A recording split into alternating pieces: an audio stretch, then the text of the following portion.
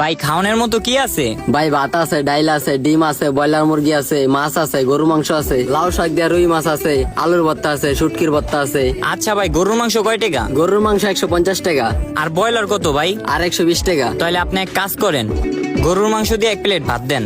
রুহুডারে তো আর কষ্ট দিলে হইব না, রুহুডা গরুর মাংস খাইতে চাইছে। আচ্ছা তাহলে হনে যে আপনি বহেন, আমি দিতাছি।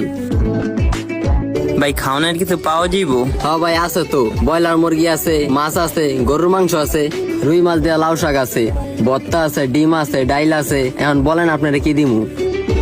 ভাই ডাইল দিয়া ভাত দিয়া খাইলে কয় টাকা লাগবো? ডাইল দিয়া লাউ শাক দিয়া রুই মাছ দিয়া খাইলে 110 টাকা। রুই মাছও লাগবো না, শাকও লাগবো না, আমার শুধু ডাইল দিয়া ভাত দিবেন। কয় টাকা? ভাই একটা চা দিন। আচ্ছা ওই জায়গায় যা বহেন, ওই হ্যাঁ একটা চা দেন। ডাইল দিয়া ভাত দিয়া কয় টাকা লাগবো? 50 টাকা। 50 টাকা? ভাই হইছে কি, আমার কাছে 35 টাকা আছে। ডাইল দিয়া ভাত দিয়া